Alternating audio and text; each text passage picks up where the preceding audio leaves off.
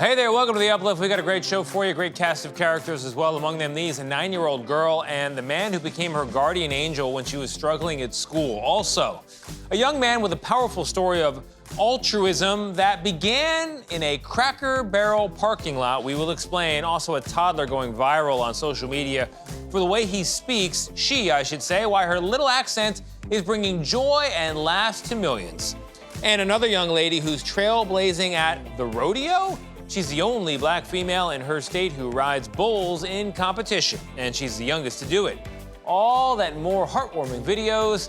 You know what you're watching, The Uplift. Hey there, I'm Tony DeCopel, and this is The Uplift, the show that lifts you up for at least the next 30 minutes, you and me as well. We're gonna begin with a lesson in altruism, putting others before yourself. It's a story that began in an unlikely place, the Cracker Barrel parking lot. Here's Steve Hartman. Good morning. This is Merrill. And today we're exploring altruism. Emmett, how are you going to define this one? Altruism is just putting the happiness and well-being of others in front of your own. And that's really hard, which is why I'm especially inspired by children who do this. And the kid who made the biggest impression on me of all is the subject of this story. It's a real classic from our archives, filed under altruism. Here at the Ohio Air National Guard Base near Toledo, This is the 180th Fighter Wing. Lieutenant Colonel Frank Daly couldn't believe the honor bestowed upon him. It's incredible being recognized in such a manner. It happened at a Cracker Barrel, of all places. As the security camera shows, Lieutenant Colonel Daly entered the restaurant for an early lunch. At about the same time, 8-year-old Miles Eckert came in with his family. Miles, in the green hoodie, was very excited. He just found a $20 bill in the parking lot. Just sitting there? Yeah. Did you start thinking of what you could spend it on? I kind of wanted to get a video game, but then I decided not to. He changed his mind when he saw that guy in uniform. Because he was a soldier, and soldiers remind me of my dad. And so, with his dad in mind, Miles wrapped the 20 in a note that read, "Dear soldier, my dad was a soldier. He's in heaven now. I found this $20 in the parking lot when we got here. We like to pay it forward in my family. It's your lucky day. Thank you for your service. Signed, Miles Eckert, a Gold Star kid." Army Sergeant Andy Eckert was killed in Iraq just 5 weeks after Miles was born. All the kid has ever had are pictures and dog tags, This is his wedding ring. other people's memories, and his own imagination. I imagine him as a really nice person and somebody that would be really fun. The dad he imagines must also love a good story. There. Because after lunch that day, Miles asked his mom, Tiffany, to make one more stop. Excellent. He wanted to go see his dad. And he wanted to go by himself that day. She took this picture from the car. Follow the footsteps and you'll see Miles standing there behind the flag, presumably telling his dad all about it. And whether heaven heard him or not, his good deed continues to impress here on earth. You've read it more than once? I look at it every day. Kid gave you a bigger gift than $20. A lifetime direction, for sure. Lieutenant Colonel Daly says he's already given away the 20 and plans to do much more. He also hopes that little green post-it will inspire other people across the country to give as sincerely and dutifully as this father and son. It's been a decade since we first told that story, and Miles Eckert is here with us now. Hello, Miles. Good morning, it's great to be here. Safe to say you don't regret passing up that video game? I do not regret passing up the video game. I think being altruistic is like a reward for yourself. Did it pay off for you? It did a lot. I met a lot of amazing people, like your family, tons of friends I've made. It's really had an amazing impact on my life. That $20 that you gave the man in uniform, that multiplied, didn't it? I think we raised somewhere around $2 million. For Gold Star Charities, yeah. Yeah. Well, thanks so much. Appreciate you joining us. Yep, have a great day. Bye. You know, altruism, it can be kind of confounding. Why put somebody else's happiness ahead of your own? Because, as Miles just showed us, the emotional rewards can be tremendous. And eventually, happiness will find you. We'll see you next time. Until then, stay kind. We'll do our best, Steve. Thank you very much. We're going to turn now to a diverse group of women who have been meeting twice a month for more than 20 years. And we learned their connection is more important than ever. Here's Lisa Ling. These women, 6 Jewish and 6 Palestinian, have been meeting twice a month for over 20 years. They call themselves ZETuna, the Arabic word for olive tree. Their motto, refusing to be enemies. Every woman in the group here, I feel, is like a sister. I don't even see Jewish or Palestinian anymore. I just see human beings. The safety of this environment has allowed these women to remain committed to each other in the face of October 7th and after. You absorbed my pain as I absorbed your pain. It's important to just have a space, a place where everybody is there with open arms. Have you all talked about ways in which you think that we could get to a better place? There's room in a humanitarian way to recognize the trauma of the other. And people have lost that ability right now. A message these women are spreading far beyond this room, including on college campuses, many of which have become deeply polarized. At the University of Michigan, 2 students, 1 Jewish and 1 Palestinian, started the Arab-Jewish Alliance more than a year ago to foster better relations between cultures. I grew up Jewish, and the only time when I ever met Arab students was in my Arabic class. I was like, how can we bring Arab students and Jewish students together? And this kind of set us down this path. I think like the week after October 7th, I was looking on like Twitter and I saw the rhetoric, the dehumanizing rhetoric. And so I thought, I want to like find a club where I can actually interact with people on the other side, because I hadn't had a chance to interact with people. You are the future. For the ZETunas, these young students embody the mission they've spent decades building. I think that when you meet a group like ZETuna, who's been around for so many years, I think it reassures you that these friendships, they can last forever. As a Holocaust survivor, this is what I learned. All human beings are the same. And if we could only realize that, then I think we could build a better world. The power of conversation to inspire meaningful change. Thank you, Lisa. Coming up, we introduce you to a pair of little rising stars. One is a 2-year-old from New Jersey who's become popular for her distinct accent. The other, a 7-year-old who grabs life by the horns, quite literally. Stick around. You're watching The Uplift.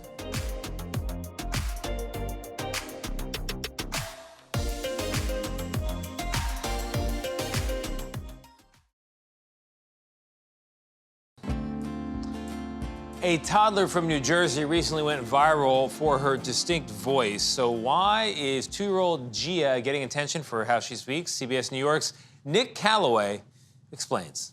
You say, forget about it. Forget about it. Kids these days are all over social media, especially 2-year-old Gia. My niece and I are going to do the New Jersey word of the day. You ready, Gia? Yeah? Gia is a regular guest on her aunt, Elena Christina's TikTok videos. We're going to ask everybody, is it sauce or gravy? Gravy. Yes, gravy! It's no surprise people love these clips, this one in particular. Say chocolate. Chocolate. Say coffee. Coffee. It has 22 million views, 3.8 million likes, and a lot of shares. It's not Elena's first big viral moment. Listen, it's not Happy Easter. It's Happy Easter. In addition to her full-time job in credit card processing, she's been a content creator for a while now. No, I'm not freaking okay. Where's your father? Posting 2 hilarious videos a day, which led to branding deals, even acting auditions. But more than that, it allows Elena to show off her Italian-American and Jersey pride. The people from New Jersey definitely have like a certain pride for our state on top of being Italian American, and then we have the accent all wrapped up to it. Elena is part of a massive economy of content creators. LinkedIn says there are 27 million paid creators in the U.S. alone. Mom, what should the New Jersey word of the day be? And yes, the whole family gets into it. Mom and Grandma, Phyllis, what word would you like to do today? helps with the brainstorming. Would you like to do meatball because you like my meatballs? You get a little scared at first because of, everybody seeing it. But I think it's great. I love my granddaughter being, on there, and I love my daughter, what she does. I'm a New Jersey princess. Content creators run on their own schedules. Gia is no exception. All right, can you tell the camera? I need to go. Where are you going? At this point in our shoot, it was dangerously close to Gia's nap time, so she gathered her things and exited stage right. Turns out even New Jersey princesses need their beauty sleep. What a character. All right, we're going to introduce you now to another little girl who's gaining attention for breaking down barriers at the rodeo. Sarah Horbakowitz from our Little Rock affiliate KTHV has a story. On any given night in Arkansas, there's bound to be a cowboy roping rodeo. Doc Levy's been riding his whole life, so it's no surprise he made it a family affair. When I see her, I know she could do it, and she just go out there and she just get it done. His daughters all hopping on a horse as soon as they could walk, including 7-year-old Lathan. When I ride, I feel like I'm a real cowgirl. But she was interested in more than just horses. At 7 years old, she hopped on a bull. I'm in there too, so let me try that. Doc says she's the only black female in Arkansas riding bulls in competition, and the youngest, period. The guys are always claiming to be toughest in the rodeo world. So when you hit a little girl that likes to ride animals like that, you encourage her to ride more and do more. But breaking records doesn't come easy.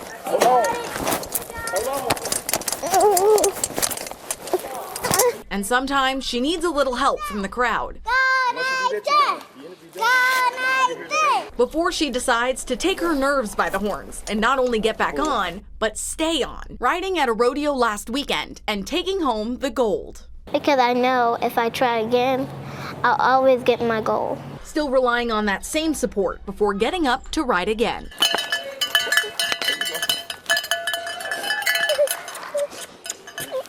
You rolled him to the ground. Good job. For CBS News, Sarah Horbakowitz in El Paso, Arkansas. Coming up, meet the American craftsmen working to restore a historic structure overseas. I'm talking about the Notre Dame Cathedral in Paris.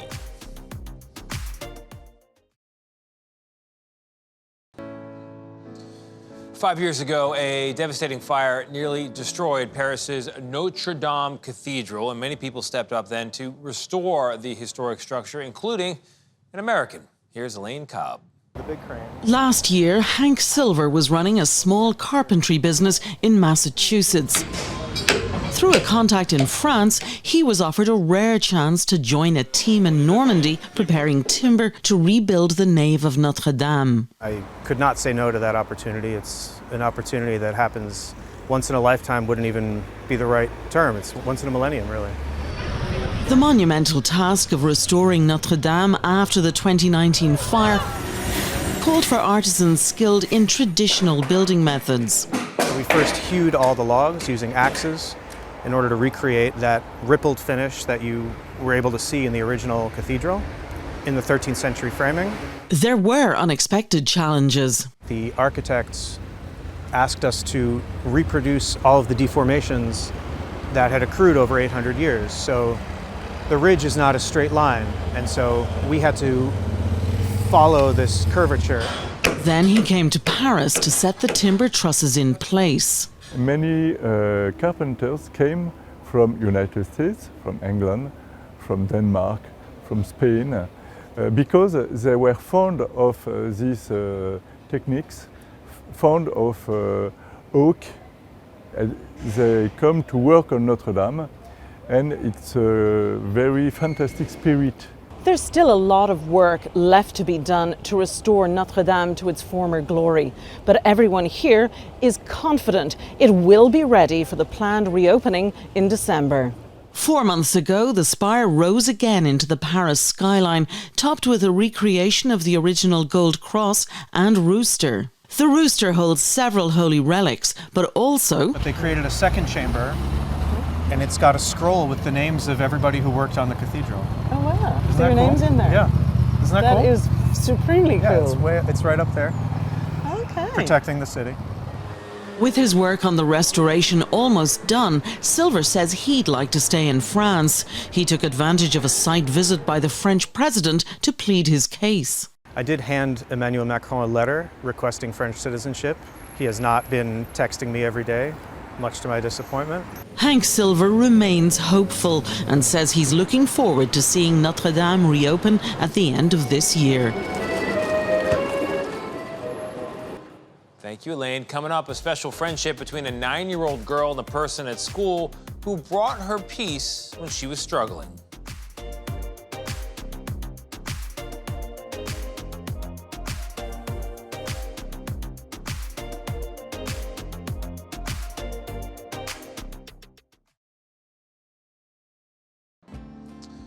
It is very typical for young kids to get nervous leaving their parents for the whole day to go to school. And a police officer in Massachusetts heard about a little girl having a particularly tough time. He decided to step up and help. Here is David Begnaud. 9-year-old Elif loves being at school. But for a long time, her dad was worried about whether she'd be okay after he dropped her off. You see, Elif has a severe developmental delay. Me read again? Me read again? And doesn't talk much on her own. Then one day, to her dad's relief, and to Elif's joy, she made a very good friend. Not with a student, not with a teacher, but with someone very special. The school's guardian. And now Elif's too. Meet police officer Ryan Foley. I cried, I'll be honest with you, because I know that someone is watching her. She's safe. Yeah. What made you cry? Because I see that she's trusting someone, except her father or her mother or her aunts or uncles. On days when Officer Foley watches over recess, Elif keeps an eye out for him. She heads for the doors, crosses the parking lot without saying a word, and makes a beeline for Foley. He's always standing in the same place, waiting for her to take his hand and take him with her. So she has a set route that she does. There's certain bricks that she steps on, certain points on the curb that she likes to hit, but mostly it's like zone out time. It's just a peaceful 30-minute walk. Even though there are no words exchanged between the two of you, do you feel some kind of communication with her? A connection, yeah. I think she senses that I'm also pretty quiet too, and I think that might play into her being more comfortable, that I'm not pressuring her to do anything. It's just walk. She knows I'm along for the walk, I guess. Yeah. She's the boss. This has been going on for how long now? About 1.5 years. Day after day. There was one day that I didn't go out there, and her teacher, Erin, was like, oh, she wasn't very happy. She was looking for you. She was asking for you, and then she went and sat on the bench and wouldn't do anything. Though Elif doesn't speak the way most kids do, her body language says so much. If she wants you to go away, she'll let you know. Come with me is pretty clear too. One day in her special ed class at Stanley Elementary in Waltham, Massachusetts, something very unusual happened. Someone really inspired her to speak. Who is it? It is Officer Foley. Good job. Why do you think she was drawn to you? I can't say 100%. I'm just glad it happened. Her dad might have an idea. He says Elif has seen a photo of his father and her grandfather in a police uniform, back when he was a police officer in Turkey. Whatever it may be, it has brought so much joy to Elif's mom and dad. Hug, Sarah? Hug. What do you think about this gentleman? Great guy. Great guy. Best helper of Elif, best friend of Elif. And now I'm relaxed, 100% relaxed. I knew that she was in the good hands with the teachers and all the assistants that everything, but when I saw that picture, I know that she's in safe hands. They are the hands of a father himself. Officer Foley comes from a long line of cops, but he is the first in his family to work at a school. Good morning. Good morning. Come on, buddy. No, Elif doesn't speak much. But this picture, it says all you need to know about a little girl and her best friend. I think every connection that I make at this school is special. This one in particular will live in my heart forever. Mr. Begnaud, that is our show. I hope it brightened your day and lifted you up. If for some reason it didn't, you know what I always say, reruns are free. So go ahead and press play again. I'm gonna go find some good news.